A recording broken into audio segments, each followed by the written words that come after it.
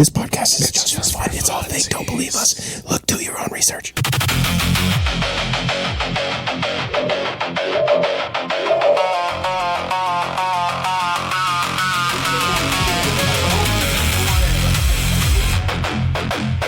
Nerd.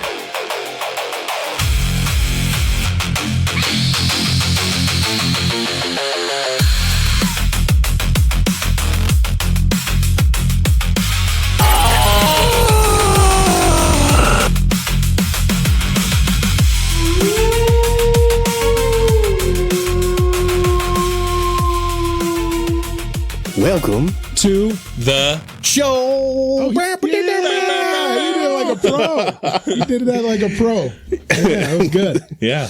Good deal. You might not recognize his voice, but this is J-Dog, J Dizzle, the Sizzle. Jay, Jesse, a guy. Yeah. I'm just a dude. Yeah. Some guy we found outside, brought him in. Yeah. Gave him a mic. He was like, he was carrying an energy drink. I happened to have the same energy drink as him, and I was like, "Hey, here, you want two and come record the podcast?" And he's like, "I'm in." Yeah, sure, for sure. Oh my gosh!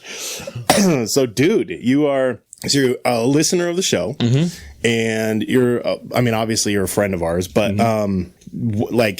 tell people what you want them to know about you. Well, my name, like I said, is Jesse, and I am a school counselor, much like Mr. Mike over here.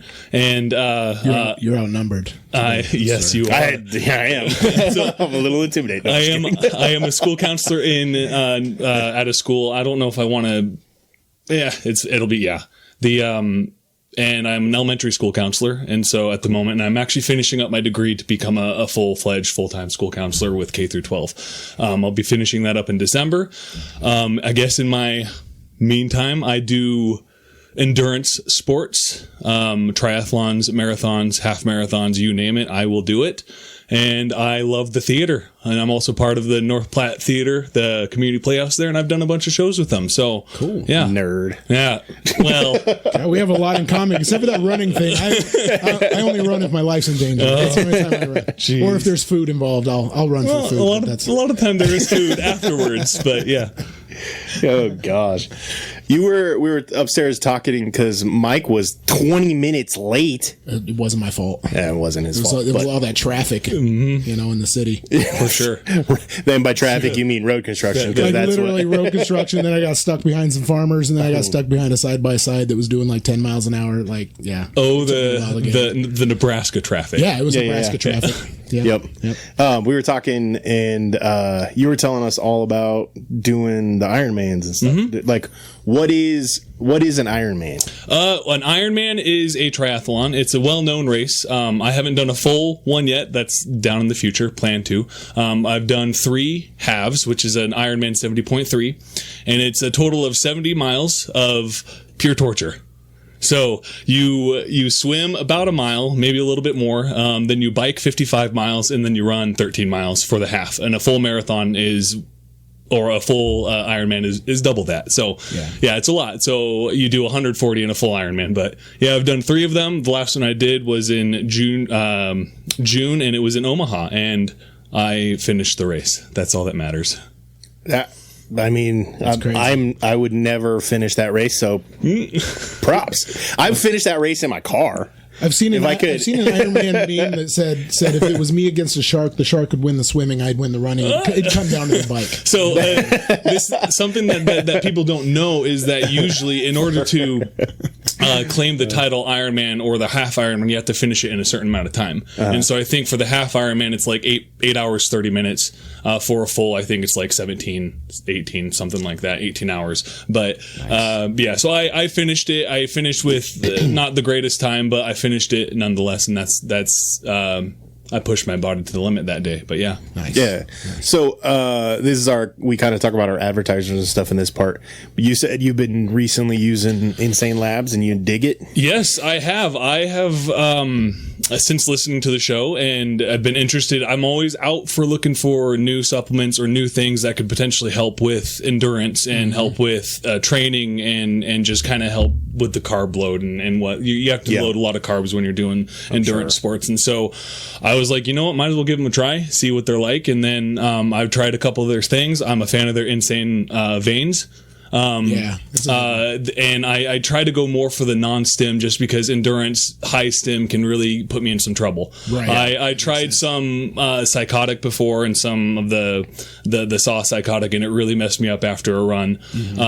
But it was also, I was doing it on an empty stomach, and it was just not, it was a bad mix. But if I do more like strength or sprint workouts, I think the more high stim stuff might be a little bit better than that makes sense for sure. Yeah, I mean, your heart rate's already up anyway. Exactly. Right. The and things that you need. The thought is, I wanted something that just kind of keep me going through the race or through training, just so I'm not gonna crash. And I have found that I do not crash. A lot of the times, these supplements, when you train with them after your race or after you're done with your workout, you end up having a hard crash, or even during the race, you have a hard crash. If your body's not used to it or something, then your body just kind of like, I'm tired, I want to go to sleep, and I just want to be done. Right. I don't get that with Insane. That's awesome. Well, and that's part of their Ampaberry. That formula they came up with for their Ampaberry is designed so that you come down easy. Yeah. So and I've loved it. I've enjoyed it. Been using their Proline, and Proline is. I have I have a full on post workout shake that I do. I have a pre-workout and then a post, and then I have an intra workout that I'm going to be starting with their new psychotic hydration. So nice. I love it. I made some blueberry pancakes the other day. Just a basic. Fire. I just AI'd a generic recipe and didn't even try, and they were literally the best tasting pancakes I've ever had in my entire life. I don't even they're use better syrup than when I make, because you don't have to. Enough. You don't even have to. I just pick it up. And they're so good. The kids love them, and dude, for real, we made them like 3 times. I tried yesterday is because I saw in there, people are mixing Kool-Aid packs with their pineapple spears in the jars. Oh yeah. So I threw a few scoops of a psychotic in there, or no, it was possessed. I threw some scoops in there and made some pre-workout pineapples. Nice. They're pretty good. That pretty sounds delicious. Good. Sounds like a tasty snack. Just like you. Oh, well, thanks. Okay. All right. Moving on from that. That makes up for last week when he called me ugly. Did you catch what I said? I did. I did catch what you said. I heard it, and I'm sitting over here being quiet. I'm nodding my head. Sure. Let's go. Blushing. Man.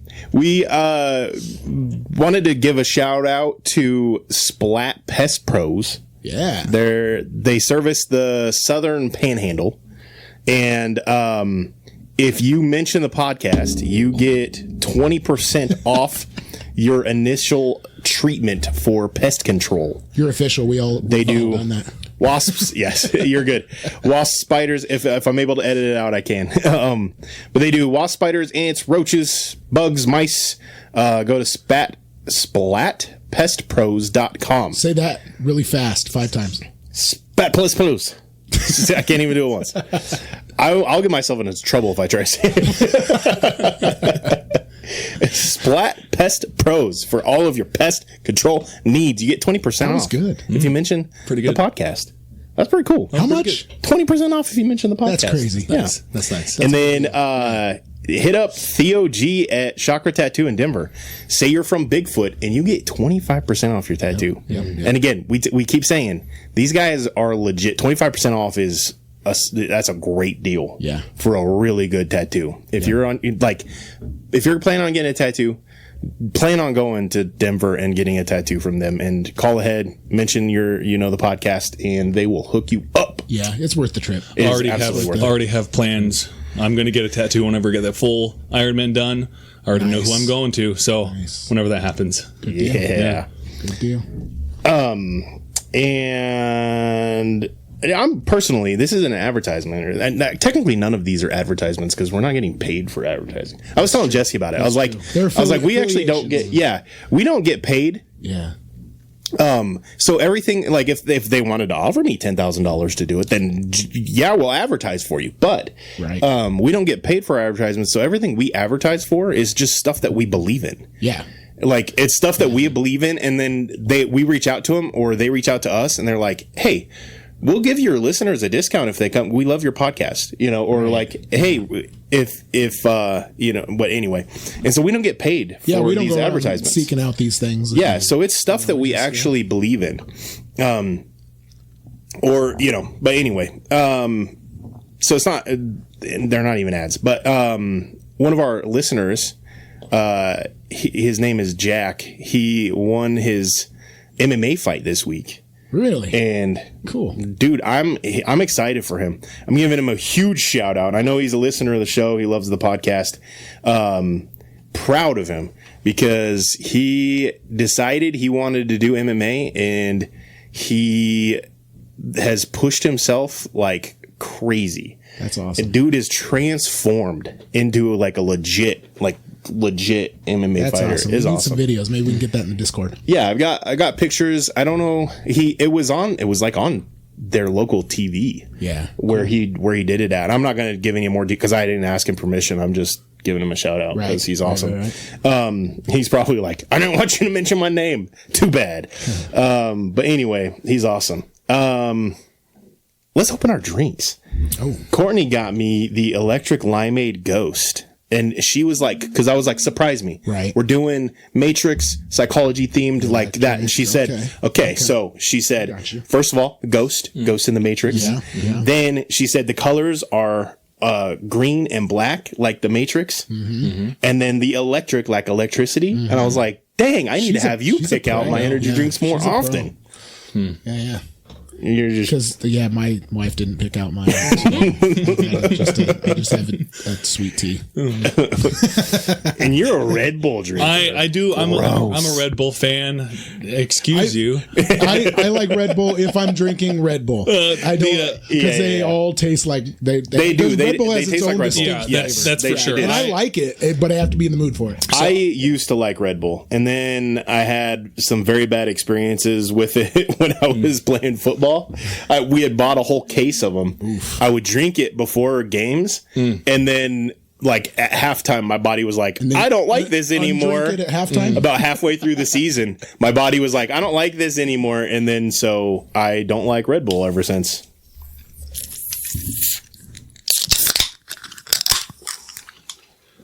My tea said shh. Your tea can back up.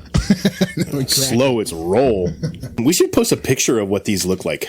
I keep forgetting to. Days of giants, when the earth was wild and free, a creature roamed the valleys, cloaked in mystery. Is he born of angels' blood and man, a Nephilim so tall, or a shadow of the fallen, yet he the maker's call? He's a biblically accurate Bigfoot, with a lineage from the skies. Not a myth or legend, but a truth that never dies. Is he a remnant of the Nephilim, a titan standing tall? Or does he have the word of God upon him, the last to hear the call?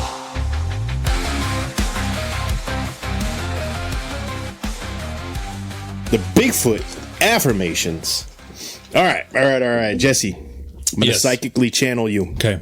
All right, we've got some caffeine. I need to get a little bit more caffeine. Just let me focus. Yeah, we got to get the caffeine going. Got to let it marinate in the mouth a little bit. Mm-hmm. All right. I'm going to psychically send the number to you, but I'm not going to look at the phrase. All right. Okay. All right. Okay. We're going, I don't know what number's been used, but we're going to go with 37. Ooh, what are you going to go with? I'm going low 9. Ooh. Number was 3. So you had the 3. I felt single digit. Oh, man. All right. Okay. You're spreading your brainwaves a little bit. Yes. Yep. Now we have to ask it a question. Okay. Are you ready? I got my question. Okay. What's your question? How would I deal with a broken AC in my car? Ooh, that's good. What do I do if I catch athlete's foot? What's yours? Totally off guard. What is the meaning of life, the universe, and everything? And everything. Okay. All right. The unknown is where courage grows. The unknown. Yes. There we go. Look at that. Look at that. The unknown. That's where courage grows. Something about athlete's foot. So I guess that's where courage grows. Your courage is growing. You're walking. You're walking. Yeah. You're running. It's where your courage to move forward, right? We're going with it. Yep. And then the AC. I think Jesse's was probably the Jesse's closest. was the best. Yeah. That was the best by far. Very profound and no comedy to it. That was actually a really good answer. That was actually a really good Well, one. thank you, Hitchhiker's Guide to the Galaxy. Oh man. All right, so we've got some current events. What is There's been going some on? crazy stuff going on this last week. Did you guys? Okay, you might have a different opinion of this than I. Or maybe I don't know what Jesse's opinion would be. But did you see that all of the news media's blacked out and refused to air Trump's important speech? Yes. First time ever. I did see that. First time ever during prime time. Yeah. Did you see what NBC said as to why? No. So their reasoning why was because this president likes to tell lies, basically. I'm paraphrasing. Right. Likes to tell lies. And so we would like to listen to it first so that we can report the truth to you. Oh. Pre-screen. What's your opinion on this? The media reporting truth, not just what they're told to. What's your opinion on them blocking out the president? I mean, I've been blocking him out for a while. I know you have, but what's your opinion on the news refusing to air That's it? what I'm saying. That is very interesting because, like I said, the news, I mean, it's no secret that the news reports what they're told to report. Mm-hmm. It's not the accuracy of it. You have to listen to a lot of different sides. to Even form an opinion. Fox News, which is supposedly allegedly, we're always pro-Trump. So what did he say that doesn't matter what side you're on? They were like, okay. Well, what he was talking about was the definitive proof that he's found that there was voter fraud in 2020. Yeah. My opinion personally is the news's job, if it were to be doing what it's supposed to be doing, is to tell the news. Yeah. Mm-hmm. And what our news is now is they're telling you what you should believe. So them admitting on air during the presentation that they're going to watch it first and then tell you what you need to know from it proves that they are even admitting that they are no longer just telling you the news. They're telling you what you need to know from the news. That's not news. That's called propaganda. That's literally the definition of propaganda. Right. And truth is in, I mean, what makes truth essentially is who is in charge of the truth. And I don't care if it's Obama, Biden, Trump, Bush, who the president is. Once the news agencies decide that they're going to block out the president of the United States. Right. I don't care whether you like him or not. Yeah. He's the most powerful, allegedly, most powerful person in the world. And your own media is going to block out one of his addresses because he's whatever. He's a liar. He's whatever. I don't care what your opinion is on him. That's not your role. Right. That's not your job. Yeah. Give us the news. Let us decide if he's a cuckoo. Let us decide if he's making sense. Let us come to the conclusion. Let us decide for ourselves. If you decide for us, you are propaganda then. So it is interesting that our news agencies are admitting that they are propaganda now. Yeah. They didn't use the word propaganda, but they did with their words. They admitted out loud, publicly, during that speech, they admitted that they are propaganda. Right. And their job That's isn't interesting. to filter truth and lies. Their job is supposed to be just to report what's going on. Right. This is what's going on. Make up your mind. Yep. And they obviously, but I mean, it's been like that forever. They're just more obvious. Yeah, they're just, but the blatant. Yeah, just saying, hey. The blatancy of it, I think, is what caught me off guard because I was like, what they should have gone with was, well, we have other primetime spots. We can't be giving it over to the president because we'll lose viewership. Yeah. Run that reason. Or technical difficulty. Yeah, run something. But even with that reason, you've got they would still run it anyway if it was anybody else, wouldn't they? I mean, if you think about it, I mean, they would. It's like what. Yeah, I mean, you can form your reasons. Yeah. But yeah, absolutely. And as someone who leans conservative, if they'd have done that to Biden as well, I would have been upset as well. Right. I'd be like, why are you censoring the president? Sure. I don't think that's okay. Yeah. I 100% agree. And this shouldn't be a partisan issue. This is our and here's the thing. If you still consume regular news in the United States, like from NBC, Fox News, CBS, MSNBC, if you consume news regularly, know that you are willingly and knowingly consuming propaganda at this point. Yeah. Like, you cannot deny, and there's, because they are admitting it now. Yeah. You cannot truly believe that you are actually consuming news. You are consuming propaganda. And what's funny is I feel like we're getting to the point in America, we really like to be like China. We're getting to the point because Chinese citizens, they say, oh yeah, we know that our news is propaganda. We don't pay attention to it. Yeah. But in America, they're like, but what's crazy is you guys don't know what is news and what is propaganda because it's all propaganda. Right. Well, in America, we're like, well, some of it's propaganda. No, it is just propaganda now. Right. It's all just propaganda. Yeah. Just admit it. Stop watching the news. Well, even in the education world, how often do you hear that, China, we're trying to compete with China in education? Yeah. Are we? Why? Why?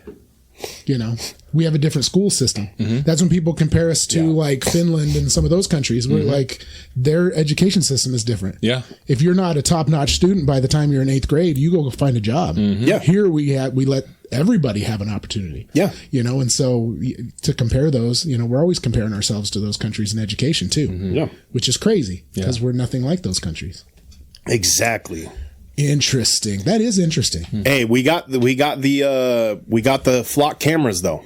Yeah. So we're pacing. We're on pace. Like a lot of protests going on with those bad We're boys. on pace to become China. I want to know. Okay, here's the thing. With the flock cameras, okay, if they didn't want us to know about them, we wouldn't know about them, right? Yeah, that's true. So I want to know what they have now that they're willing to let the flock cameras go. Yeah, you make a good point. Because if the flock cameras are let's old be news. real, because at this now point they leave them out there so we can see them. At this point, they have like the deflock, and so and also there was some news come out that deflock's employees were requesting video from elementary schools that they had gotten in trouble and like quite a few of them. And I mean, like quite a few of them. Did you see there was a school? And I don't know where the school is at, but I just read this morning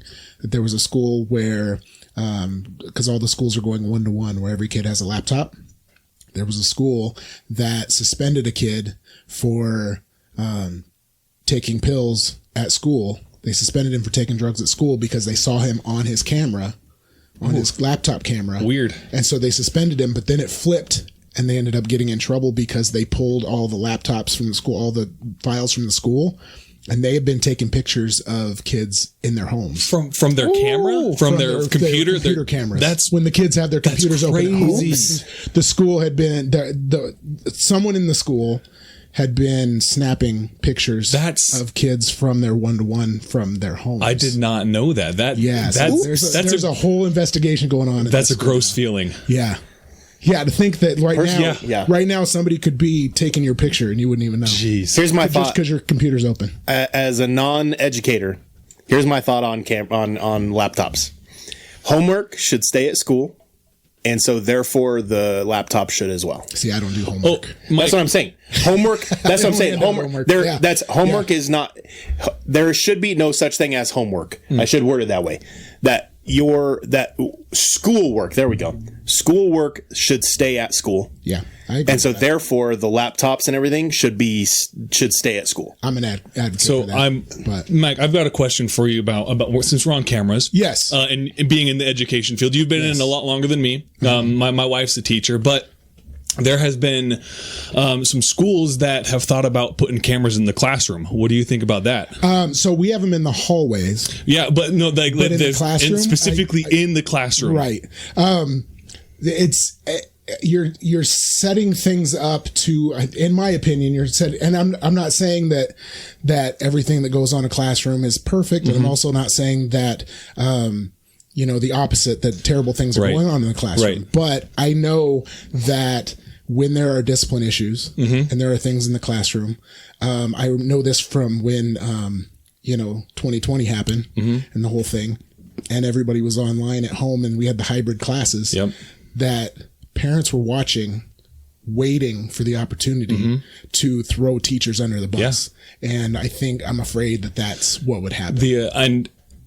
With many conversations with my wife, it's almost taking the trust out of teachers. Yes, more trust. I mean, there's already people are distrusting of teachers anyway, because they're like, why are you teaching my kids this thing and not that, or why are you doing that to that kid, but this kid's doing the same thing, and it's almost like they want to find it and see it.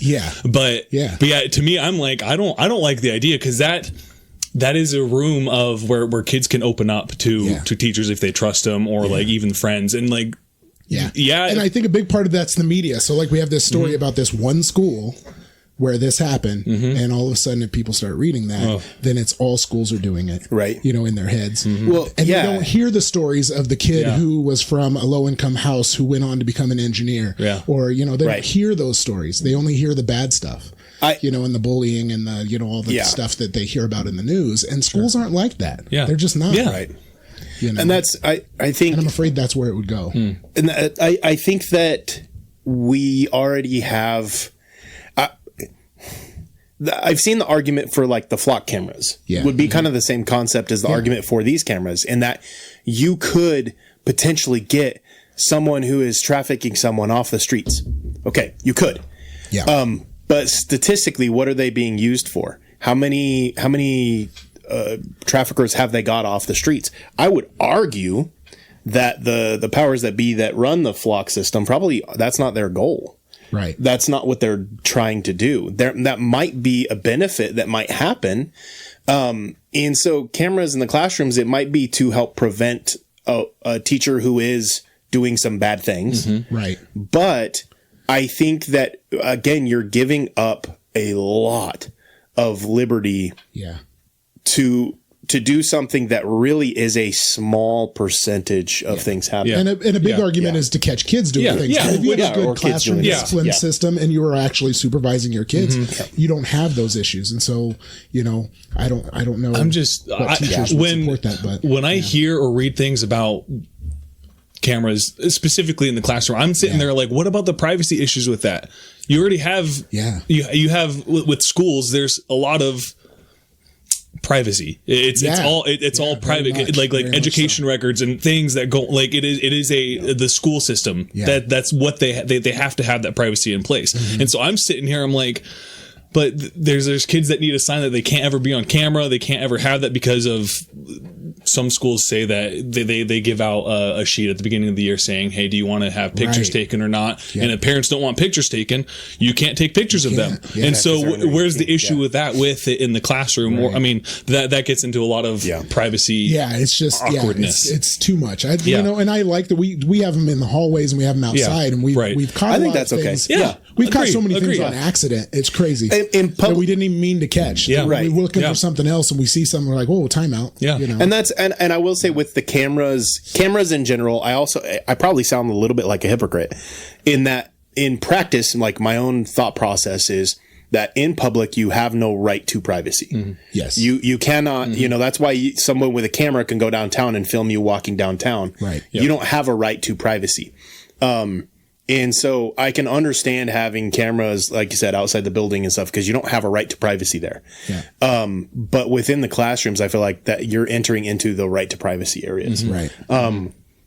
And so I wouldn't be as objective. I wouldn't object as much to having the cameras on the outside, but again, you could then make the argument for the flock cameras. Well, you don't have a right to privacy when you're on the highways.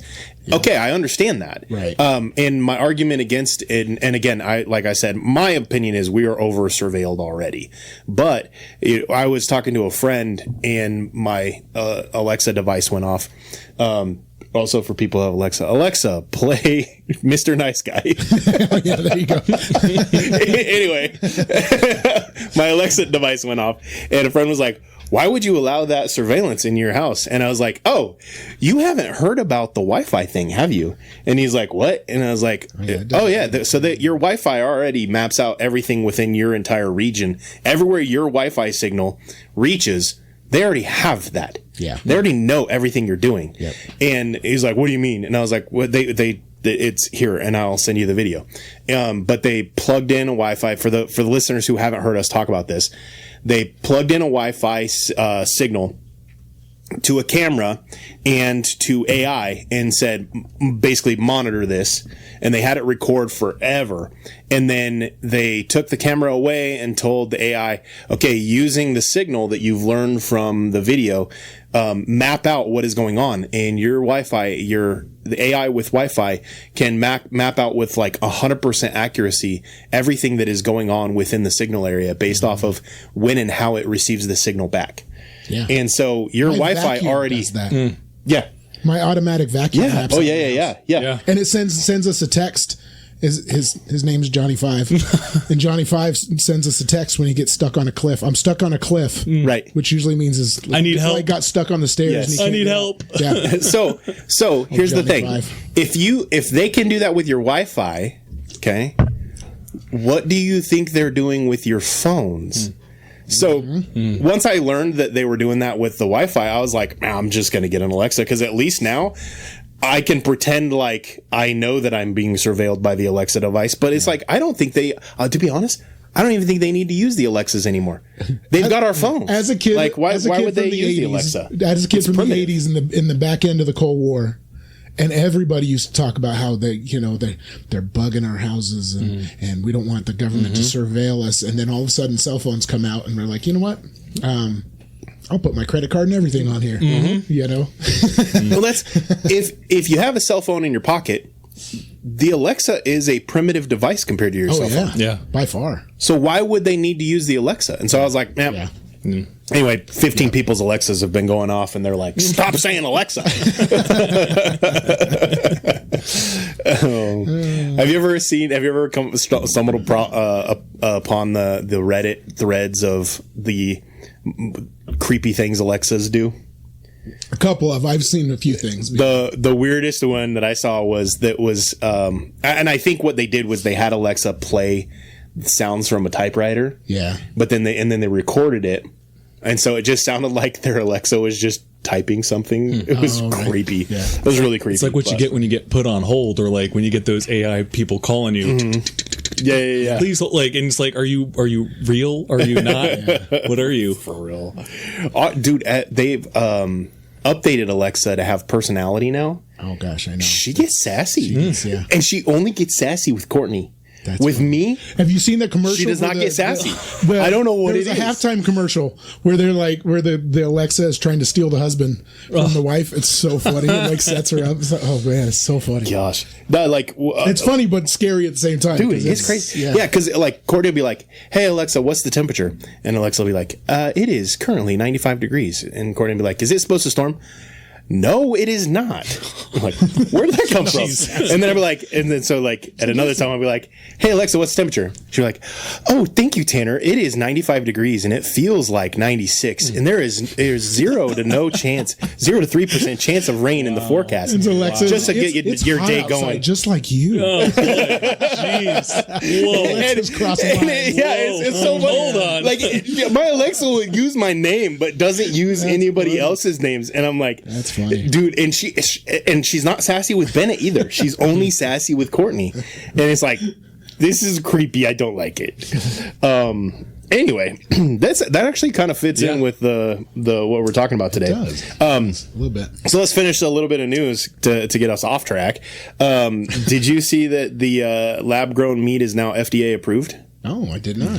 Did you also know that one of the biggest investors into lab grown foods is Tyson? That makes sense. Interesting. Did you also know that Tyson supplies the chicken for McDonald's, KFC, Taco Bell, Kroger, and Walmart? I did know that. So I'll let the listener put those pieces together. Are we going to do a taste test on the show? A lab-grown meat? Lab-grown meat? Nope. I'm well, good. I mean, you guys feel free. Me, I'm not going to do it. But people told us we were crazy that we thought that Mr. Gates, we won't use his full name because we don't want to get the shadow, allegedly released the ticks with alpha gal and stuff in it, and they're like, what would it benefit him? And well, he's the biggest investor in lab grown meats.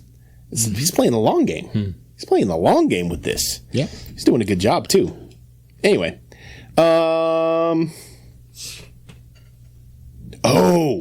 you been seeing the stuff about the Canadian wildfires? Just I know that they've been happening. They're real bad. They are very bad. People are saying that you can see them down in Florida, the smoke and stuff. So they've been warning all of the people that are in the immediate smoke fallout area that the reason that it doesn't smell like a forest fire is because in the atmosphere, the sun is eliminating it and releasing formaldehyde and benzene. So I did see the smoke is just formaldehyde and benzene. What? That's suspicious, because when we were getting the smoke from the Canadian wildfires down here a few years ago, because of the way that the smelled like smoke, it smelled like wildfires. Yeah. It didn't smell like chemicals, but these ones smell like chemicals and are made up of formaldehyde and benzene. So you're not supposed to breathe these. Well, you're not supposed to breathe any of the wildfires, but these ones are suspiciously different, apparently.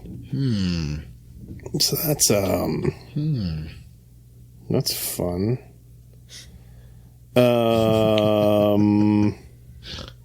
Yeah. All right. I think we're good. I've got a few more current events, but I think I'll wait on them. Formaldehyde. What are we talking about today?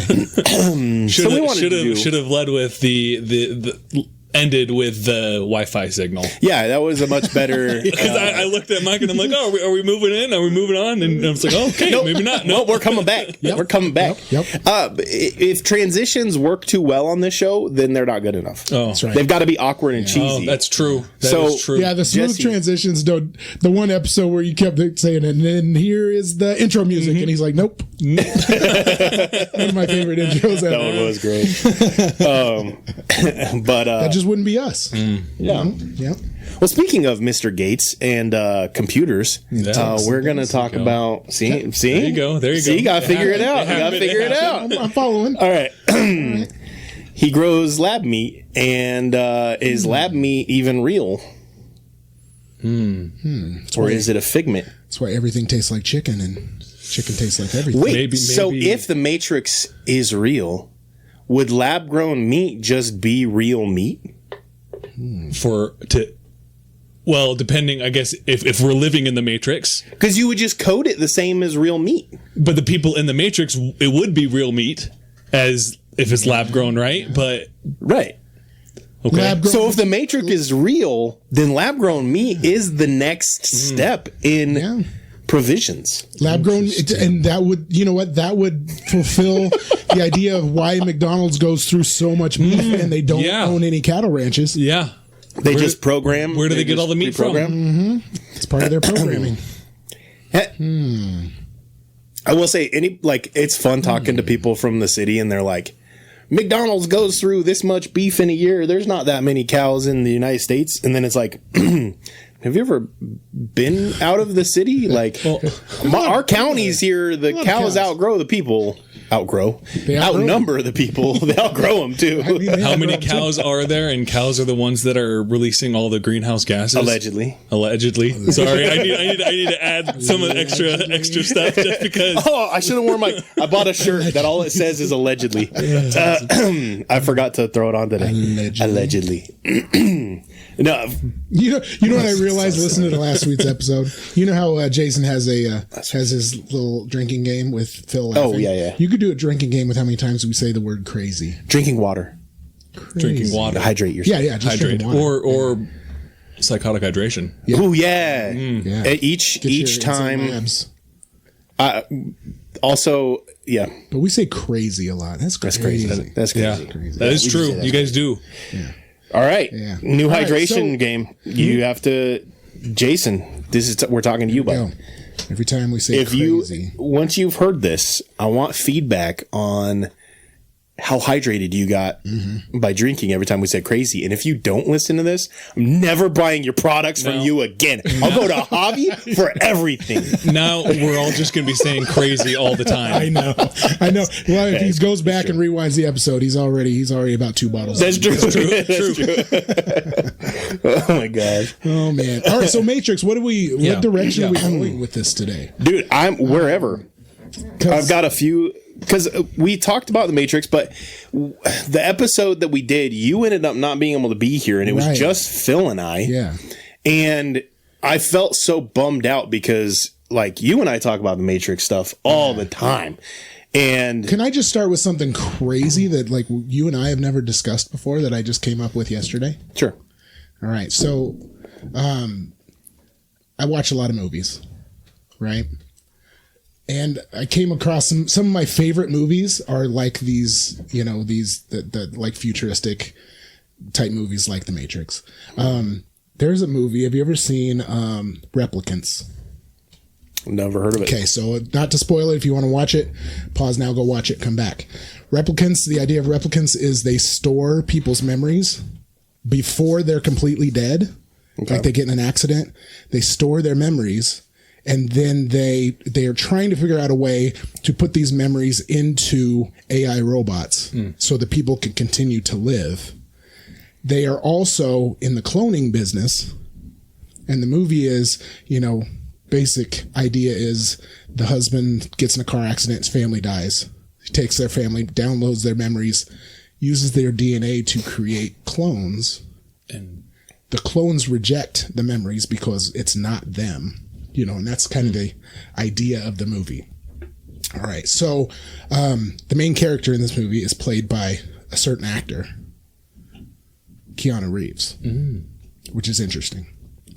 Another favorite movie of mine, if you've never seen it, is Johnny Mnemonic from the 80s. Yeah. Do you remember Johnny Mnemonic? I don't remember it, but I do remember it. So Johnny Mnemonic, the people, he's a data courier. It's in this movie. So the idea is that they download data in their brains because data centers and things like this, before data centers were even a thing. Data centers are getting blown up and destroyed, and so they start using people to carry the data. Right?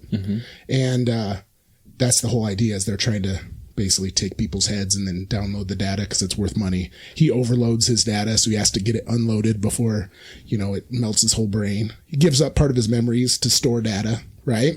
Do you know who stars in that movie? Keanu Reeves. Keanu Reeves. Oh, good guess. Educated guess.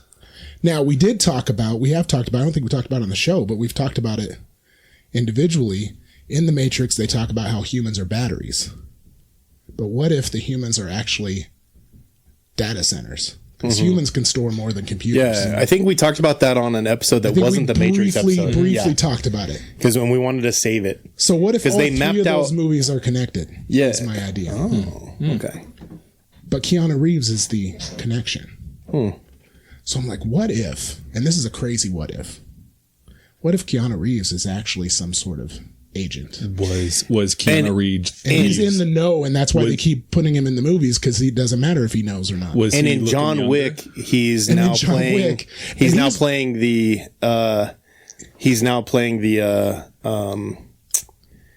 he is literally so highly trained in martial arts and gun arts. What are they called? Assassins. The people from the Matrix, Okay, yeah. I know what you're talking about. My brain is blanking right now. Yeah. The machines, right? Yeah. So, Keep talking. So maybe that movie's tied in too. But think about it in real life. Yeah. Keanu Reeves has received so much training in weapons and martial arts, and he is an actual real life John Wick at this point.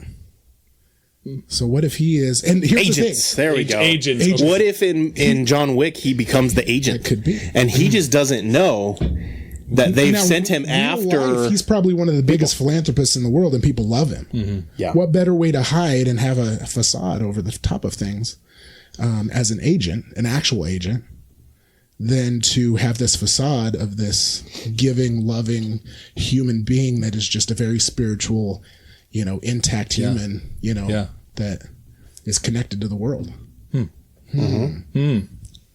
Now, that said, I love Keanu Reeves, man. He's awesome. Great. Yeah, I want to meet the dude one of these days. If I ever get a chance. Crazy thought as I'm watching movies and I realize that, all my favorite movies, like action type movies. Did he look younger in the 80s or did he look the same age? Well, there's that thing too that he doesn't. He just has longer hair. Yeah. I feel like, he's like, but he's aged, but I thought now you can kind of see the little wrinkles and like that he's older. Yeah. He's definitely aged, but he doesn't aged as fast as other celebrities. Yeah, that's true. Yeah. So just like I said, we'll go off the wall right from the start. But I thought that was interesting that he stars and different directors. I look to see is there similar writers. Is that why he's in all these movies? And they're not. They're all different actors. Or maybe he's just so good at it that they want to keep using him for it. Well, and people like it. Yeah. And he's good at that role. Yeah. True. As that kind of calm, kind of superhero, kind of without the superpowers, kind of person. So, have you guys ever met someone that doesn't have an inner monologue or inner dialogue? I don't know specifically. Have you guys ever? I'm sure people. I mean, obviously, there's start asking your friends. Okay, start asking people you know. Have you ever met? I've never. I don't know if I've ever met them, but I know what you're talking about. It's weird to me because I'm always thinking. I talk to myself all the time. I'm literally I have like 3 people in my brain talking all at the same time. I call that schizophrenia. Yes. No. It's all just me. Oh, so you don't put different voices on? I also don't see them. I don't see them. Do you hear your own voice, or is it just words and thoughts? See, I can. Well, that's a good question. Depends. Because if I'm reading something, if I'm reading something, I hear myself reading it to myself out loud. See, if I'm reading something, I read it in a voice. Or are you reading in what you perceve your voice to sound like? Yeah. Because we don't actually know what our voices sound like. That's right. That's why whenever we listen on a recording, it's like, that doesn't sound like me. I don't sound like that. Yeah. But when I read something, I'm reading out loud to myself in my head. Right. I gotcha. I play movies in my head when I read. As I'm reading the page, as I'm reading, I'm like, I'm playing the movie in my head, and it works really good when I haven't seen the movie if there's a movie towards it. Right. Yeah, that's why I have to have the narrator, is because I'm visually seeing what I'm reading, so I have to have the narrator narrating what I'm seeing. That's a reading tactic. Some people don't do that; they choose different ways. But well, some people allegedly don't even have an inner monologue, and I know somebody. Which I'm not going to out him. That's weird. It's weird. Yeah, I'm not going to out him. But there's some things shut off while you're not. That's weird. I've yet to get a chance to pick his brain. But the first time we were just casually talking about it, and I was like, "Did you know some people don't have an inner monologue?" And he's like, "Yeah, I'm one of those people." And I was like, wait, so I got so many questions, and we had to start, and so I didn't get asked the questions, and I've yet to remember to bring it up when I have a minute to talk to him. He's a great guy. I'm not picking on him, but there are some things about people without inner monologues. Or the NPC theory. Yeah. The NPC theory is that people without inner monologues are just NPCs, and as an NPC, there are some things that you do. So your consciousness, you're only conscious when it needs rendered. Mm-hmm. So when someone interacts with you, or when your job is to do something. So someone who doesn't have an inner monologue, essentially that is what's happening. Mm-hmm. When they need to teach a class, then all of a sudden the conscious renders, they teach the class. When someone comes up and talks to them, the conscious renders, they teach the class. But when they're just sitting there, there's no inner monologue. And so I can only imagine, what do you do? And so their consciousness, zone out and be like, I'm not listening. I'm sleeping. Yeah. Consciousness is so weird. Yeah, it is very weird. It is. Weird. But NPCs, and this is, I want to have a conversation with somebody when we're not on the podcast so I can share this, because I don't want to out this person because he's an amazing person. I'm not trying to like judge him in any way because he's awesome. But NPCs, they also tend to like repeat the same routines every day. And this person in particular, he does the same thing every day, and we always kind of are admired by the fact that he does the same thing every day, and it's not something like, so like again, I'll try to change it a little bit, so like he so that way people that know him can't immediately identify him, but so every day he goes on a like 15-mile walk and prays out loud while he's on the walk, and he does this everywhere he goes. OCD. So a little bit, but wonder if they're connected. But they have to do the same routine every day. Curious. Yeah. He's an NPC. You're thinking psychology. We're not doing a psychology part yet. We're talking about the Matrix. We're talking about the Matrix here, okay? But it kind of relates. He doesn't have an inner monologue. Mm-hmm. He has to do the same routines every day. That's an NPC. That's NPCs in video games. Yeah, definitely. So are people without inner monologues just NPCs? Could be. And now that's not to say whether or not they have a soul or consciousness or like, are they going to heaven or anything? No, I'm not saying that. I'm just saying, if you don't have an inner monologue, you might be. Have you ever seen, Jesse? Have you ever heard of the egg theory of consciousness? Yes. Which is wild to me, the idea that, and it comes from like new science, nanoscience stuff, that we are all the same consciousness. Yeah. We're just experiencing it from a perspective. Our own, like how we see it, how we're seeing it. And it's time doesn't really exist. It's almost like a collective. And we're all actually one hive consciousness. Mind. Yeah. Oof. That's scary to think about. Interesting. Are we all?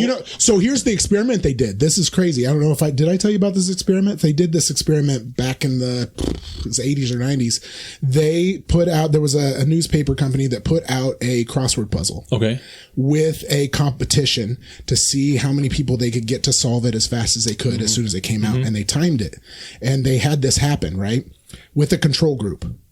Then they released it to another control group that didn't know about the first experiment. The second control group solved it almost twice as fast.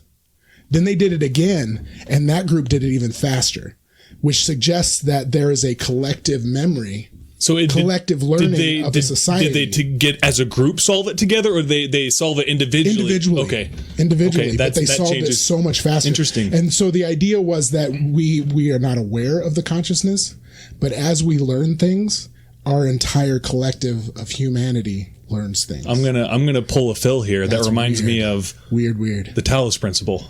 It's all about consciousness. Yeah. And like what is conscious? Are you conscious? Are you like what is it? What do you? It's a video game about you're a robot and you solve puzzles. Nice. And you're talking. Nerd. I'm saying I'm pulling a Phil over here. Okay, I have to Phil in his shoes. Okay. Oh, he even hit him with. We even got a Phil punch. Phil in his shoes. Yeah, you're killing this. You're welcome on the show whenever you want. Oh my gosh. Oh man. Anyway, what were you talking about? Crazy. We were talking about consciousness and Matrix and stuff. Yeah. What other theories you got, Tanner? Oh, dude, I have so many. So this one is kind of interesting. That the quantum randomness is just a random number generator. Okay. So computers can't create randomness very easily. Yeah. Right. It's hard for them. It's not actually random. Yeah. Right. It's not actually. It's a code. Yeah. Right. Yeah. It's a system that. Yeah. So if you're not familiar like with how random number generators are used, so like video games will use the random number generators to generate like critical hits. Yeah. So like if you hit a critical hit 10% of the time, it uses the random number generator in order to each time to see if you hit a critical hit, but it's not truly random. It is still code. Mm-hmm. So this is basically saying that like quantum mechanics could function in a similar way. So instead of calculating every particle's exact future, that the simulation is just simply, quote unquote, rolling the dice. So quantum mechanics could be using, like radioactive decay, quantum fluctuations, all of that could just be relying on a computer generated, quote unquote, random number generator in order to create the outcome. That one is deep enough that you almost have to just sit real on it life for a application second. in sports. This is kind of interesting because, like, say you got a 60% free throw shooter, and they're hitting a streak and they're hitting 75.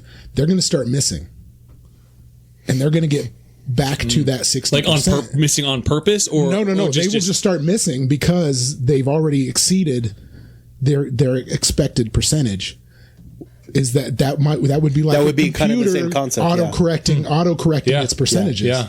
And if you that watch, happens in real life, Yeah, and true. they say in hot psychology, streaks. yeah, in psychology, it's a self-fulfilling prophecy. It's those things where if I think I'm a 35% at something, I'm going to stay at a 35% at something. But so what you're saying does that go down to actually what, like, are we in control of that then? Yeah. If we are saying I'm 35% at this, Yeah. and you already subconsciously believe it, are you actually pushing yourself to be 35%? You are who you believe you are. See, no, what I'm hearing Mike say is the exact opposite. What I'm hearing him say is that's the reason why I suck so bad at putting in disc golf, is because you're evening out your percentage. because I practice too much and I nail all the practice. But that's Because the thing we his talk about. operator Yes, in the Matrix he wants him to- set he wants- his putting Yeah, at a certain percentage. yeah, We so have talked. you have scale. It's a scale. It's a rule of thumb in golf, disc golf, all of this. If you're doing really well on the practice green, you almost know you're not going to do very well in the round. It's the same thing with running as well. Like if you have really good, if you're training really well,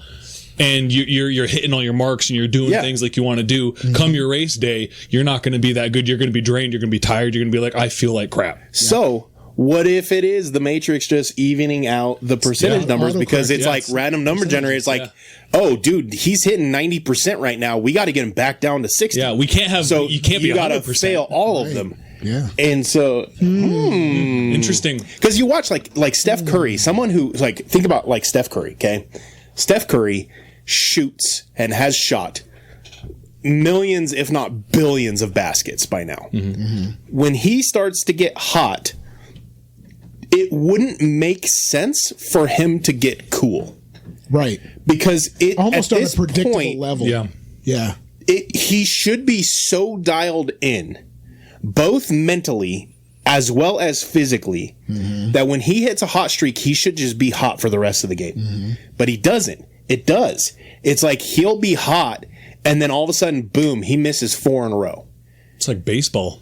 So what if It's what if crazy. visualization? Yeah. You're familiar with visualization, obviously, where you visualize, you visualize a race or you visualize whatever event you're You doing. plan for it, and you and want it's a perfect event every time. What if that is you downloading the Or what if that is your brain making it work in your brain, and that's why you're not doing well on your race day?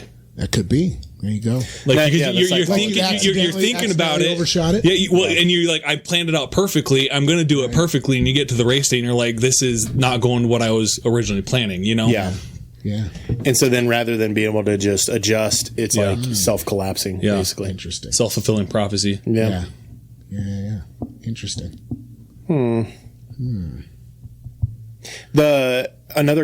So like thinking about like trees, okay?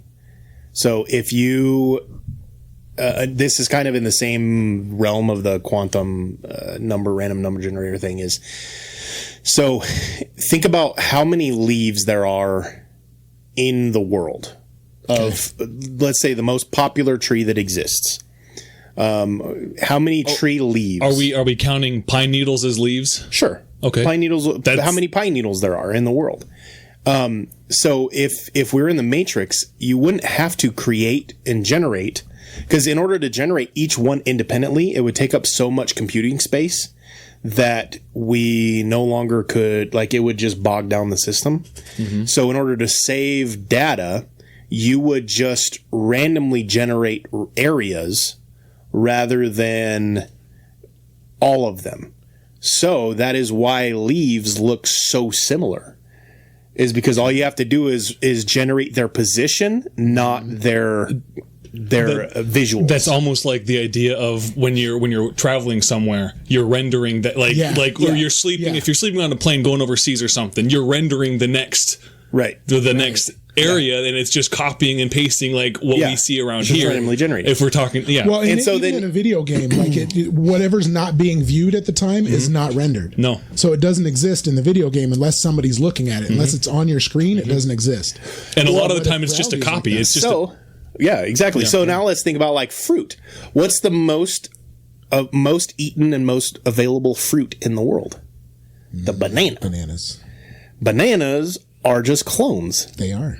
So genetically, they don't even have to create different genetics for them. They just copy paste different shapes and sizes to what you were eating. Isn't there like a relation with bananas and humans? Like there's like a DNA thing in bananas that are similar to humans. I think I've read that somewhere. I don't know if it's true or not. But I think I've read that somewhere too because that sounds familiar.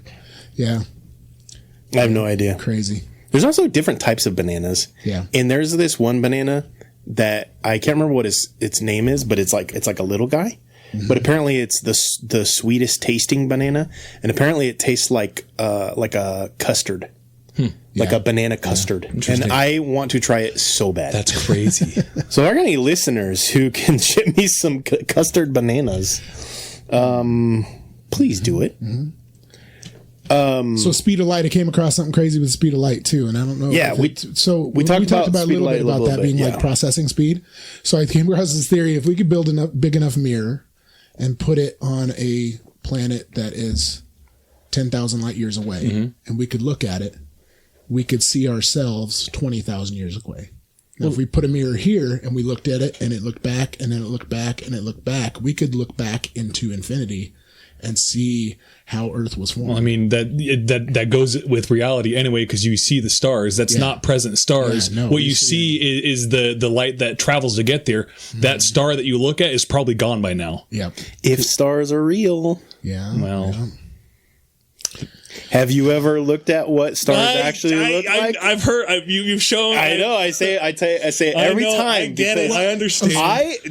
That probably from doing this show just will come out of like character moment for a second. I keep kicking you. I'm sorry. We're playing footsie. I'm not really sorry. I kind of enjoy it. Anyway. There's the things that have messed up my thought process the most is the MK Ultra episodes, the Finders, which was the FBI deal, and the stars, the stars, and learning the truth about the stars, and that so Photoshop is invented by NASA, and when you look at a star, what they show you on like social media and on their websites, that's not the actual image that they have. That's not the raw image. They always doctor it up. It's never not doctored. Right. It's never not edited. But is that for the benefit of us though? Just so that we can potentially have that clear view of like, oh, this is what a star could look like. But then don't tell me that's what the star looks like. Tell me that's what it could look like. I've never really been told that's what stars looked like, though. I look at the picture myself and I'm like, that's a cool, if it's that clear picture, I'm like, that's a cool, I feel like that's a cool looking star. I've never been told that that's what the star looks like. I feel like I feel like it's the opposite. I feel like that's what they say is like, this is what this star looks like. And when NASA releases stuff, like, I mean, even their Earth photos and stuff from their most recent trip, there's not a piece of footage that they gave to us that wasn't edited. Everything they gave us was edited.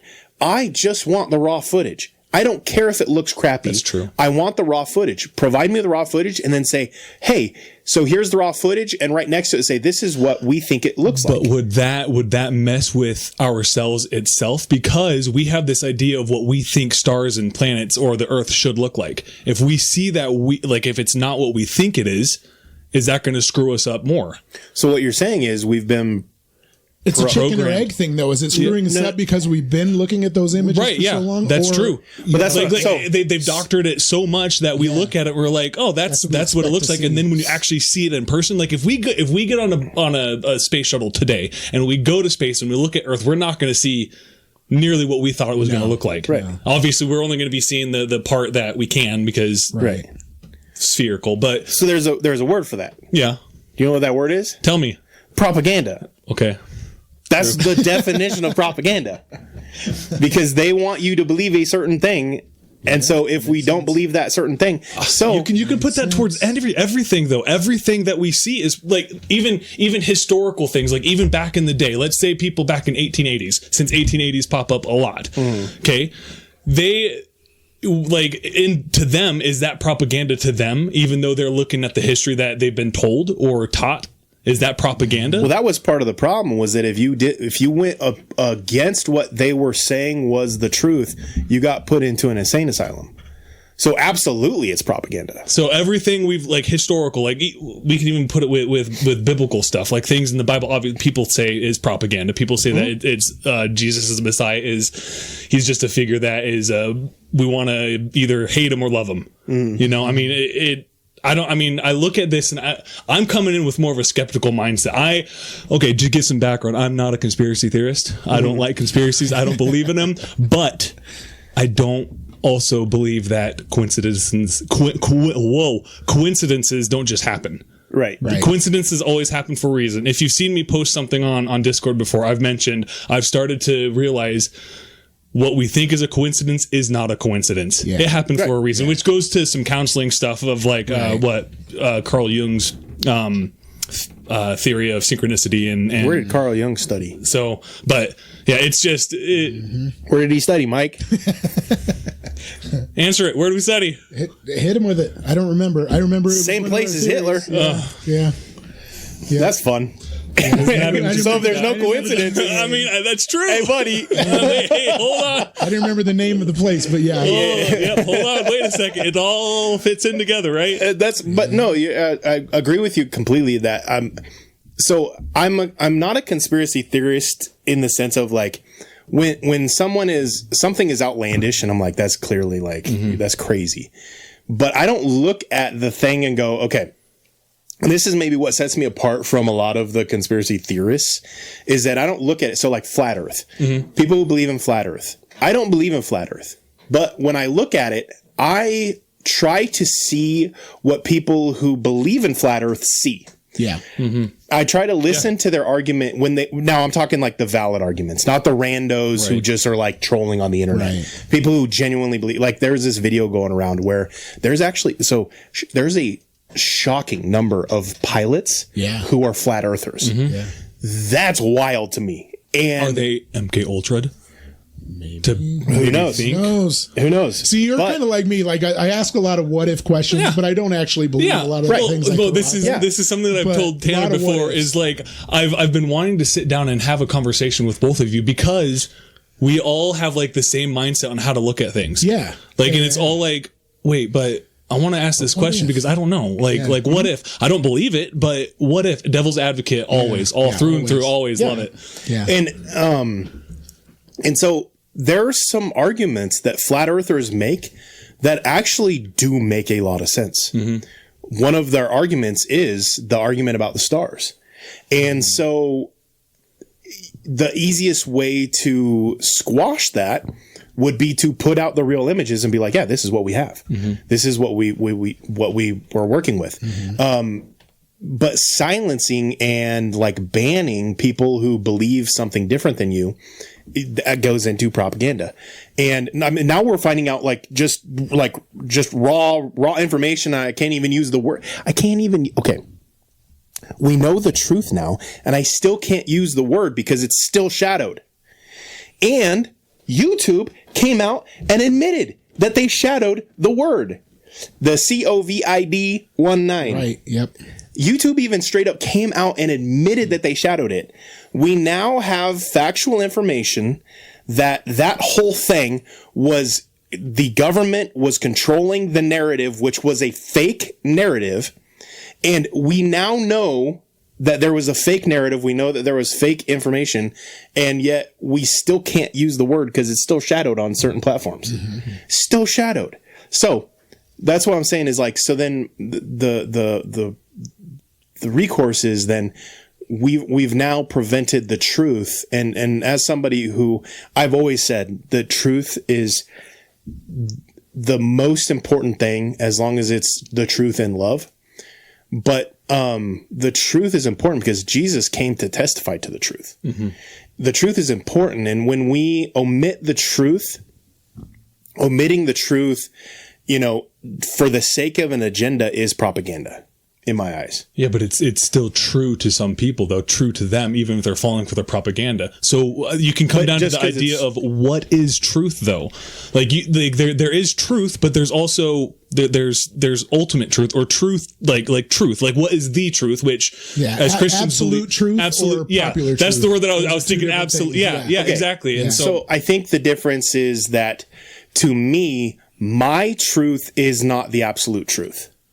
But it partially is because you are a believer in your thought. Right. You're a believer in Jesus, and you want to. You have that truth. That you have the absolute God's truth is the absolute truth. But that is still true. I don't know where I was going with that. It just was. So that's and it is, and that is, so that would be my one truth. Okay, is that my truth is not the truth, because as somebody who regularly makes mistakes, regularly has wrong opinions, regularly goes back and is like, oh yeah, no, I was completely wrong when I used to believe this. My truth is not the truth. And no matter how hard I try to make my truth the truth, it is or it isn't. Right. It either is or isn't true. Right. And again, so the difference then would be if I then decide my truth needs to silence your truth. Now, again, that's propaganda. That's controlling the narrative. That's right. And so when NASA comes out and does the same thing and basically puts out these pictures of stars, and even if they're 100% believing in their truth, but it's still not the truth. Because they're trying to control the narrative. So talking about the Matrix, one of the proofs that is less talked about is the North Star. The North Star is perfectly placed in the sky where it doesn't move.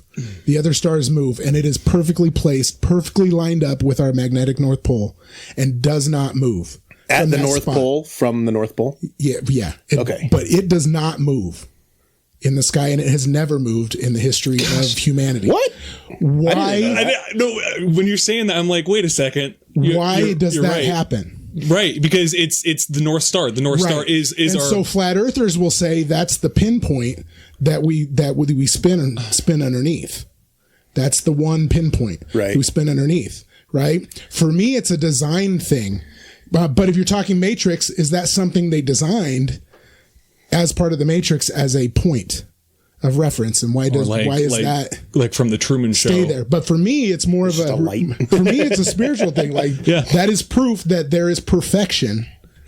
In the universe, in all the chaos, there are these little clues of perfection in the universe that we just are not meant to understand why they are so perfect. For sure, because as far away as that star is, there should be a wobble.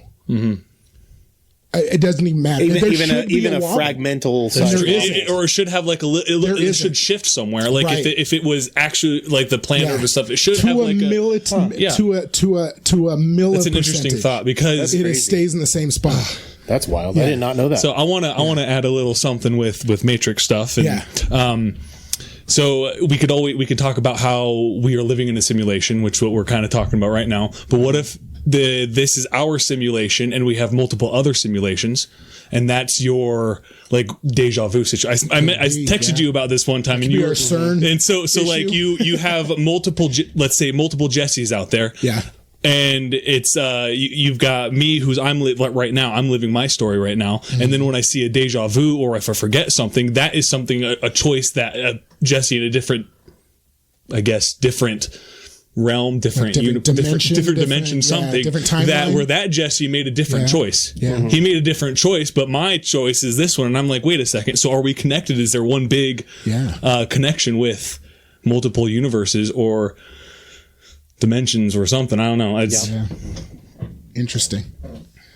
Very interesting. Or that's a moment where that version of you died, like the one. Mm-hmm. Yeah. Mm-hmm. But your deja vu is just you all of a sudden remembering memories from that one as its soul gets so split into- theologically speaking, with the Matrix, The one it's is kind of so interesting cool. because I watched some interviews with the directors and things like that, and the idea of the movie they said was that it is centered around Jesus' story, and they confirmed that they built it like that. His name, even Anderson, that name actually means son of man. But wasn't it those like things too. like Christian Gnosticism though? Yeah, Yes, so the it's idea, not quite perfect. Yeah, it was more of a Gnostic. Yeah, but it is about Jesus. It's because just the their Gnostic idea view. was that Jesus didn't teach a religion, Jesus taught a lifestyle, you know, and that was the idea that they put into it. So, and they said that the agents, because we've talked about who are the agents in this story, he said the agents represent the leaders of organized religion, hammering you to keep you in the system.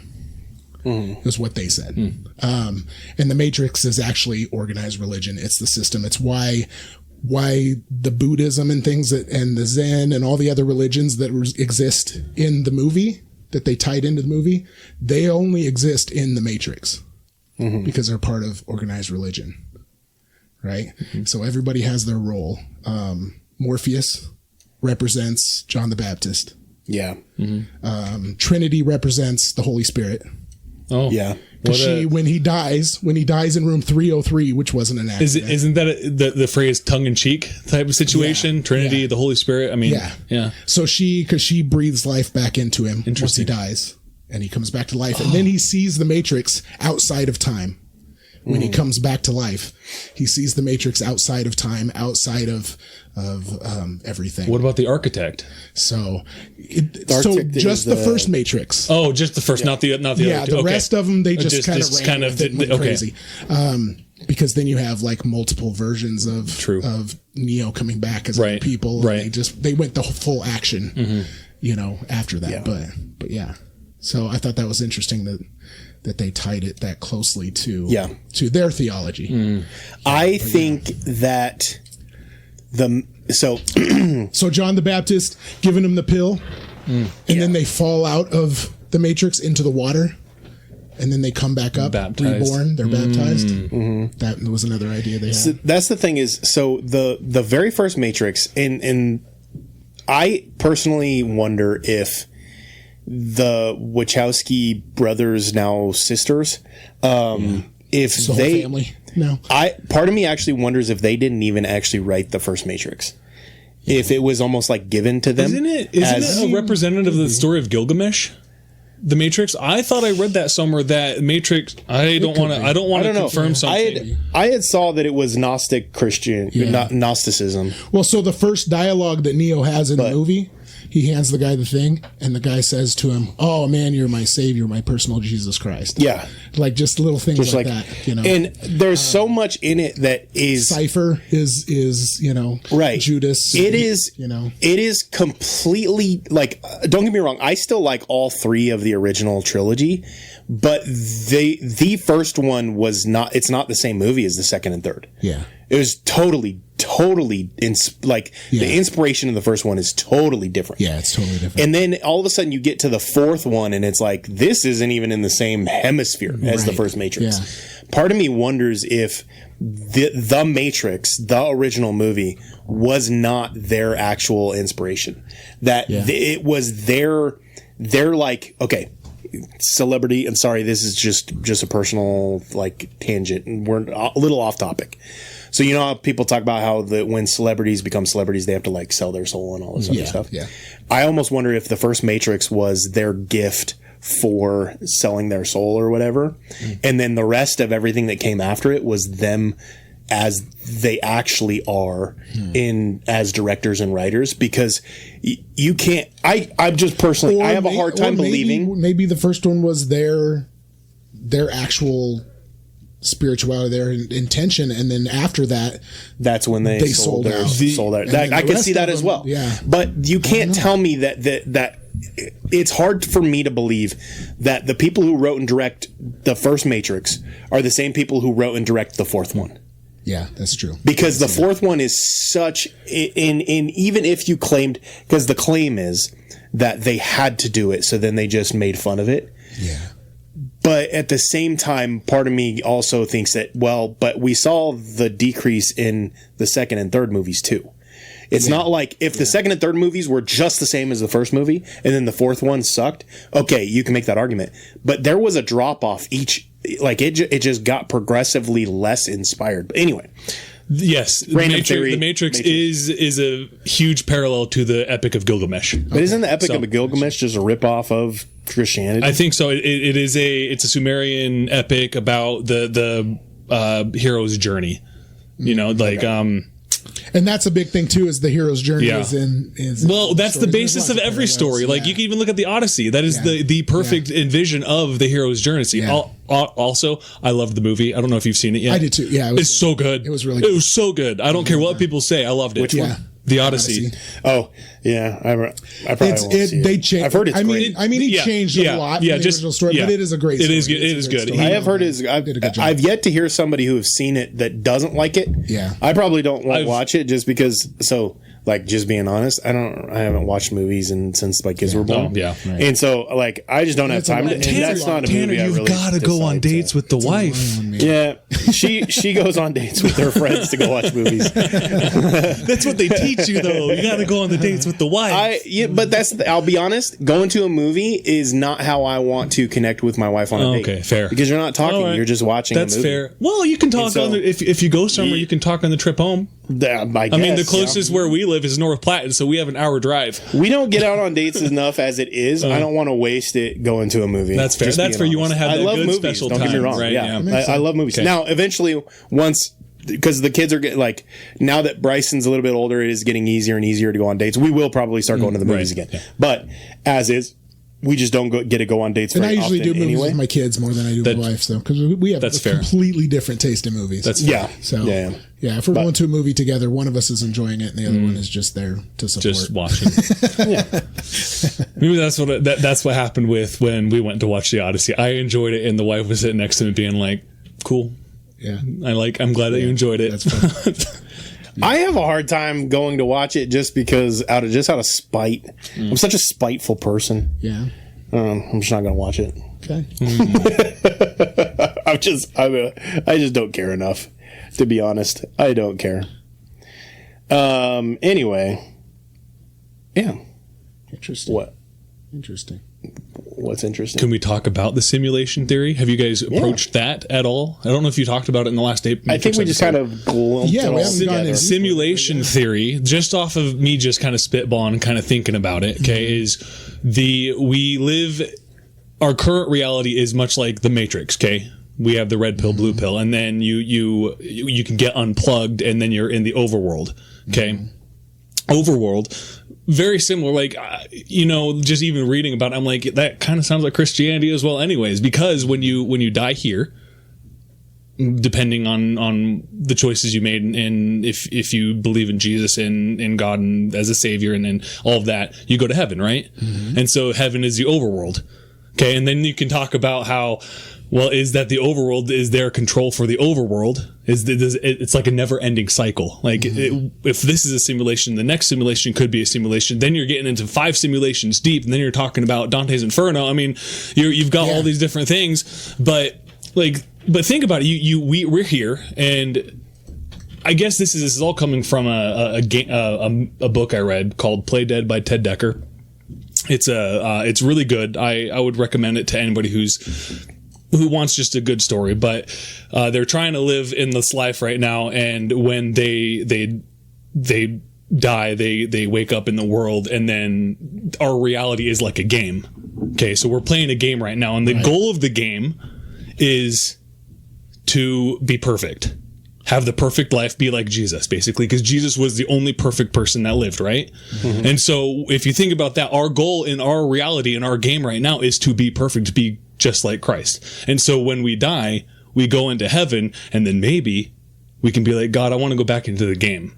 You get plugged back into the game, and you're reborn, I mean, this is going. You can go into like the reincarnation. I thought process on this, but like you can get back in and then you're replaying the game. I think Phil mentioned this on the previous episode from Matrix as well. Yeah. But like you're playing the game and you're trying to outdo your previous score. Mm-hmm. Yeah. Yeah. You know what this reminds me? I'm thinking like Total Recall, where he gets to choose. Yeah. But he has no idea that he's in the simulation. Yeah. Right. Or if he even is. Like right movie, now. You're like, I don't know if I'm in the simulation. Are we in the simulation right now? Are we not? You know, like, did we in our outside body, and this is all just for conversation. Yeah. On our outworld bodies, did we choose and say, you know what, I want to try, this time I go in, I want to be a psychologist. Yeah. This time I go in, I want to be a rock star this time. Yeah. So I'm going to go in and play the game. And then you have remnants of what you did before. Yeah. Like, because you're a musician. Right. I mean, like. Yeah, and some of it's left over. Yeah, and it's just that data that's like, I wonder. It's one of those things. I love thinking about that because it's. I've talked to Tanner about this many times, but when I die, I don't know what's going to be in heaven, what's in store for me, but I honestly believe that there is a library up there with the book of you. So you can go to the library and you can say, this is the book of Jesse, and it's a choose your own adventure book. And so you open it up and you look at your actual path that you took.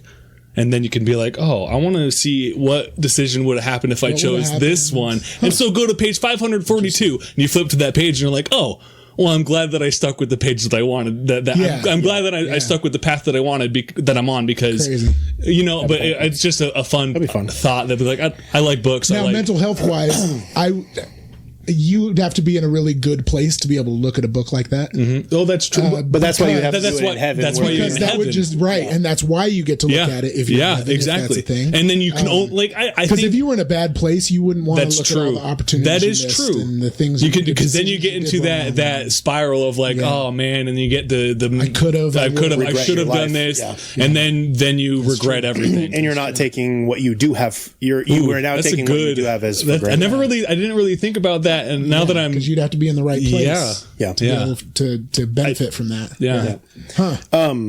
So, kind of shifting gears just a little bit. Have you heard of the Elon Musk and Nick Bostrom's simulation argument? No. Okay, let me get all the way through this. Okay. No way. So it's not happening. Philosopher Nick Bostrom proposed it in 2003. Okay. So he argued that at least one of these statements is true. Probably true. At least one. First statement, civilizations almost always go extinct before becoming technologia. Civilizations almost always go extinct before becoming technologically advanced enough to create realistic ancestor simulations. Yep. 2, advanced civilizations lose interest in creating ancestor simulations. Or 3, that we are certainly living in a simulation. Okay, here's his reasoning, okay? It's statistic based. If civilization can get to the point where they can create realistic, like conscious beings within simulations in order to simulate the history, then the odds, statistically, that you would actually exist in the base reality would become statistically impossible. Right. Because consciously, if civilization can ever get to the point where we can create conscious beings who are self-aware, if man can then create conscious beings within their quote unquote base reality, then every base reality we create will eventually create more realities. It's like a Futurama and episode. You've got millions and millions and millions and billions and billions, and then eventually it continues to splinter, and you've got trillions of created simulations with consciously aware individuals. So the odds would be that either civilizations have not or cannot become technologically advanced enough to create simulations that have conscious beings or conscious intelligence, that advanced civilizations eventually lose interest in creating those, or you are in a simulation. Because statistically, only like one of those is most likely true, because if we ever got to that point to create it, statistically, the odds of you being in the base reality would be 1 in an infinity, basically. I don't like that thought because I want it to be, this is the, like, they base reality for us. I want that. Yeah. Cause I like when my time's up, I don't want to be here anymore. I want to be elsewhere. Right. Yeah. And so that's what makes me, I mean, so my thought process is the most likely answer is that just we aren't capable and will never be capable of creating truly self-aware simulations. I land more at I think we lose interest. Yeah. I can see that as well. Because like I don't care about building this anymore. Like, I don't know. Like, if you take a spiritual angle of that, you get the whole Tower of Babel thing going, where, you know, before we can do that, the civilization falls. That's true. We've got historical civilizations that we are now discovering, thinking that, man, these guys were really advanced. Where did they go? And they just, all of a sudden, there's like this line where they just don't exist. So what if the Tower of Babel was actually them creating simulations? Trying to create simulation and creating artificial, maybe it was artificial intelligence. Or did they succeed in it? And that we're just in a simulation. We're just in a simulation now from that. And they just teach that the Tower of Babel. Listen, whoever's running my simulation can really, really, really do something about like back pain and stuff. I'm just saying. Just code it in there. Be like, just stop. Just let me have a good life. It really please. doesn't serve any purpose in this game. You know, I don't. No, but that is interesting. Because, yeah. Or what if the Tower of Babel, you know, God is like, nope. Yeah, we're stopping you right here. That was the other thing. Is just because that's my personal belief. You know, I think the Tower of Babel was that it wasn't. I don't think it was a literal tower trying to get to. No, I think it was a technology. I think that the fallen angels had given enough technology to the humans to the point in which it was actually threatening our reality. Yeah. I really do. Like, so that's my personal. That kind of leads me, in I guess, in another kind of related, somewhat, trail. But heaven is the perfect place, right? Heaven's perfect. It's perfect for everything. It's perfect. Well, it is. Can I push back just a little bit? Okay, go ahead. So if it's perfect, then why do we have to destroy it and create a new heaven? But are we destroying it, or is God destroying it? God is destroying it. Okay, but it's. Okay, why does he have to destroy it if it's perfect? But then is God not perfect? Is heaven God? I would say God. Is heaven God? God is. Okay, wait, back to a matrix. Okay, go back to what you were talking about. You got me full. Sorry, go back to what you were talking about. While we're on that topic. Sorry, I just wanted to prove it. I just wanted to do it. Anyway, go back. In the Matrix, they talk about the first Matrix failed because it was too perfect. And that relates to the Bible. Yeah. God created a perfect world for us. Oh, man. And we messed it up because he also gave us free will. And he knew we were going to mess it up. Yeah. And so we destroyed it, restart. You know, but and so that's a whole Matrix thing too. That with the flood, if it's perfect, we find a way to mess it up. Yeah. You know? Well, I do always say, like, if you're trying to find a perfect church, you should probably leave it because you're going to ruin it. All right, so like let me go back to what I was originally going to think before. Okay, so what if the technology we have now, phones, cell phones, cars, we want flying cars, we want all this cool technology, we want all of that stuff. What if that's all in heaven? Okay, what if in heaven we have this idea that, we can communicate to people, we have a phone, it's the invisible phone like what you see in the futuristic movies. But what we have right now is just a taste of what we can get because in previous episodes you've mentioned that, you know, demons and evil entities and things, you know, make a mockery of perfect things, of Christian or God things, right? And so what if cell phone right here is just an image of this is a preview of what we're going to actually have in heaven on how to communicate to people or what we can talk, or maybe are we going to have superpowers and communicate telepathically with others? That'd be fun. But so you have this, but flying cars in heaven. You have flying cars. You have the phone. You have the dream of your phones. I mean, it is the ideal. You don't even place. need a car. Yeah. You just. I don't know. It's. Well, I'm just being honest. Just okay. Yeah. If I knew I had eternity, I'm walking there. Ooh. Okay.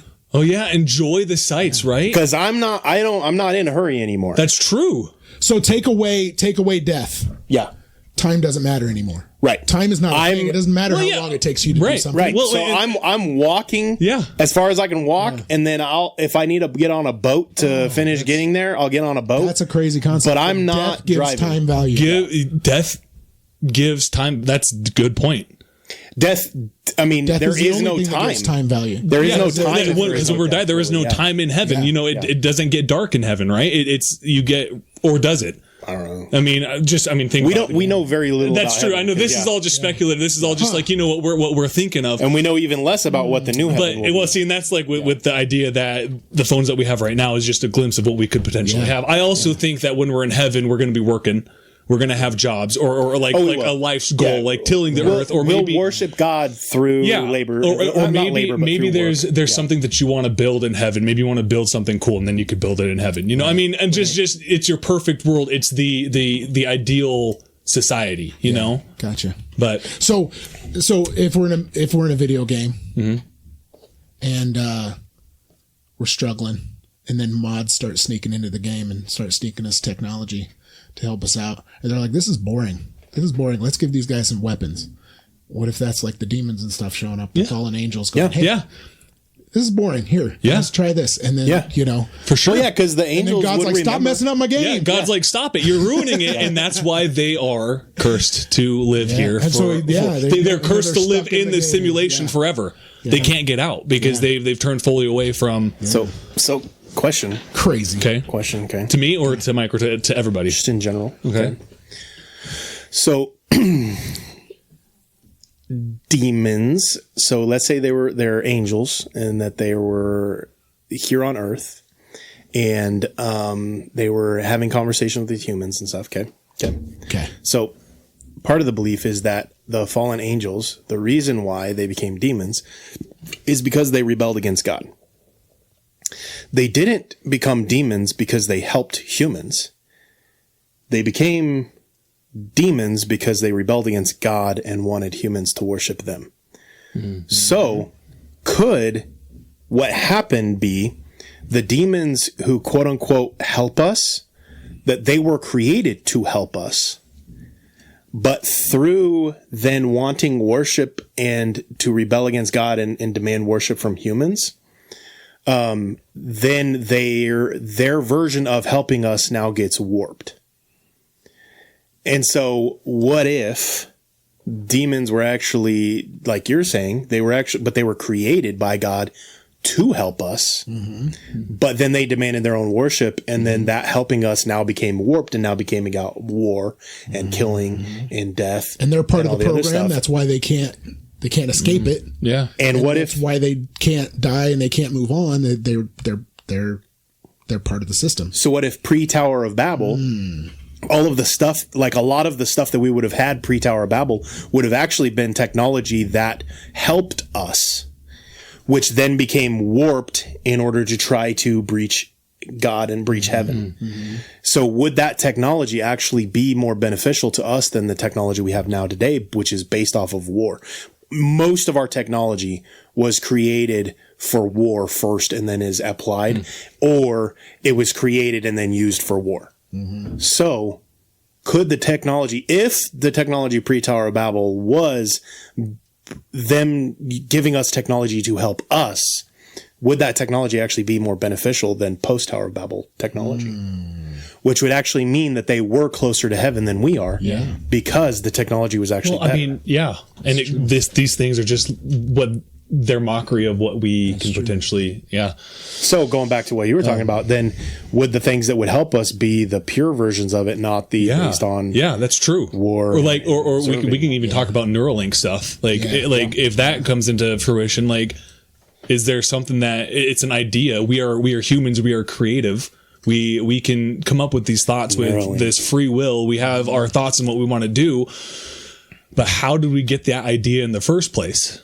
Did somebody just sit down and be like, I have this brilliant idea, or was the idea placed there? Right. Yeah. Have you ever been driving down the road and all of a sudden you think, I should just drive my car off the road? Yep. All of us have had that thought. It's not a I should, but it's a like what if? What if I did this? What if I just drove? Like I could just drive off and I die right there. That would, okay. Oh, time's passed. What? And then you're like, what? Why did I think that? Why was I thinking this? Is there a psychology area with that? Is that like or is it an implanted thought? Is it a frequency thing? Is it, I think there's both sides of the argument. True. About that a little bit. Yeah. I don't know. So like the honest question. I was gonna just on that subject real quick. Okay. And this is maybe a little raw for this podcast because I've actually genuinely wondered this. Is someone being quote unquote like suicidal? Is it them having a suicidal thought, or is it them beginning the process of trying to take their own life? From someone who has talked to several people that are in that state of mind, in different stages of that state of mind, they almost always describe it as, imagine you're in a room stuck in the corner and you know there's a door to get out, but you're so focused on the corner, you can't find that door. And you're willing to do anything to get out of that room except for look for the door. So where would the line be? So if somebody says, is this person quote unquote suicidal? Where's the line that they are or they aren't? Because I feel like a lot more people have they come up with a plan. Okay, because the genuine, honest question. Plan and do they have the means? Because I was asking that, yeah. But I think it goes further than that. But, because if you're, and the whole reason this popped in my brain is because if you have the thought of, I could just drive off the cliff, would that then consider you suicidal because you now had a suicidal thought? I don't think it does. But I don't think because you're sitting there and you come to the idea that like that was stupid. Like I mean, But then again, you can get into what about failed attempts, accidental attempts, where you're like that was, and then people realize that was stupid. Was that I guess you can. And there's a short window. There's like a 10 or 15 minute window where you act on it or you don't. Yep. And who you are around and if anybody's around and the means and everything else play into that. Yeah. So if I have it set up so whatever my means is, I can't get to it for 20. It takes me like 20 minutes to get to it.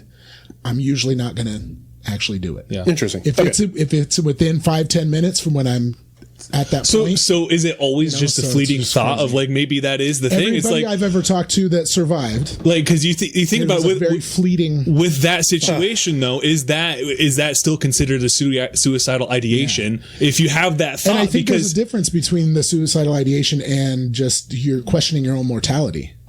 Too. But where does it come to the suicide ideation? Because if you acted on that, then it would have been a suicide ideation. Yeah. Right. Because like instead of that fleeting thought. I'm gonna throw something wild out there. Okay.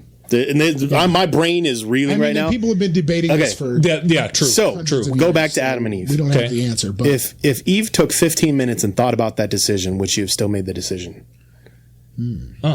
So then could could suicide be?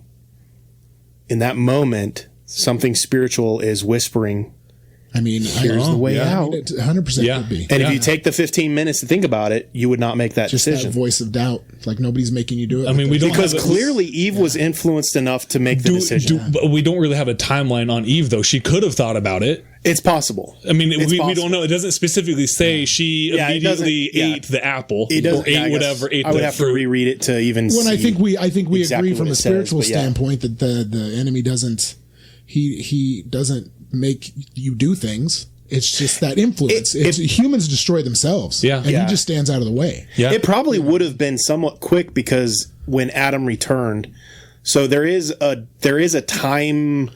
Aspect to it, but you are right. It doesn't specifically say that it was immediately, but it does make you wonder. But anyway, so sorry, totally. And then I distracted you off something. No, I was just going to say simulation theory. When I think about it, like Phil brought up a good point last time you guys talked about the Matrix.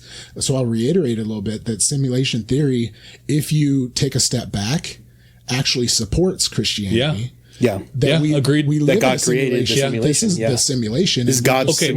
We're just here and I want to go back to the question you asked me: is heaven actually perfect? Because you said, why do we destroy it? I want to kind of explore that if you want, because I don't know the answer. I don't know. How about Phil brought that up too? Phil discussed that a little bit too. He goes, I don't know that I want perfection. I like But we do, because we want to be in heaven, though, because that we want to have that ultimate of, I'm praising God here. Right. I want to have that. But my idea of, and I'm thinking we'll probably end it after this, and we'll continue with this on the Patreon. Yeah, good idea. And then you can head out whenever you need to. But my idea of heaven, like genuinely, if someone's idea of heaven is just you get to chill and relax, and eat all the food you want, and you're just in permanent relax mode, that doesn't sound like heaven to me. Right. That sounds horrible. Now, if heaven is we get to go travel and we get to see God's creation the way that he designed it, we get to meet people, we get to, go and explore and do these things, or even we have a job that we do and we contribute to everybody else, but that job it's not backbreaking labor where we're dying afterwards, but we do have a job and things that we do. That sounds more perfect to me than the pure just laziness. So what if your perfection is different than my perfection? Well, I think it is. Yeah. I mean, in a sense it is, right? Yeah. So then heaven, if it is just one thing, it couldn't technically be perfect for everybody then. But unless it would have to be, though, right? would be perfect. But I don't necessarily know that, because the only thing in my mind that is perfect is imperfection is what makes it. I want to push back on that thought, but I know we want to. Yeah, no. I'm going to keep that in my mind, and I'm going to push back on the afterwards, because I'm going to stay a little bit just because I want to explore that a little bit more. Sounds good. Yeah. We'll go ahead and we're pushing. We're still doing good on time. Yeah, we'll end it. We'll give people. We'll give it a taste on what we can actually talk about. My brain is reeling right now. I'm excited to get into the Patreon. I think this would be a good spot to end it on and kind of back off of the Matrix part of things. So go to patreon.com/BABigfoot if you want to hear the rest of this conversation. And you can join Patreon and not pay, but you won't get the episodes. You'll just get posts and random music drops and stuff like that. You can pay $5 a month, and that'll give you access to the video, the Patreon content. And you can pay $10, and there'll be some extra features that'll come with that. You get priority in suggesting episodes at the $10 mark. You get eventually you'll get first dibs on merch drop and stuff like that. So there's a few different things that the $10 mark gives you. But join the Patreon, and to be honest, you can even join it and binge it all and then stop giving to us. We don't have no limit. You can go back and binge all of the previous Patreons that we've created. So it is well worth the $10 at this point. There's a lot of content in there. But yeah, and then all the rest of the advertisements that we gave at the beginning. But with that, we just want to say, don't forget to be your biblically accurate best. Shout out. Thank you, Jesse, for coming on the show. Articulated. Really enjoyed this episode. Fun, man. I enjoyed it. It was good. I'd like to come back eventually, but we need to work it around certain things. But yeah, for sure. Yeah. With that, okay, bye. Bye.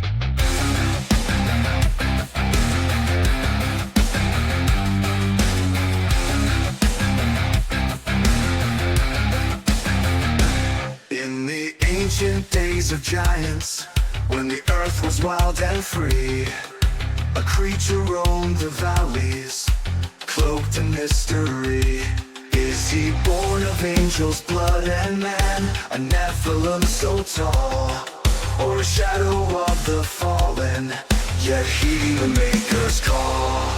He's a biblically accurate Bigfoot, with a lineage from the skies. Not a myth or legend, but a truth that never dies. Is he a remnant of the Nephilim, a titan standing tall? Or does he have the word of God upon him, the last to hear the call?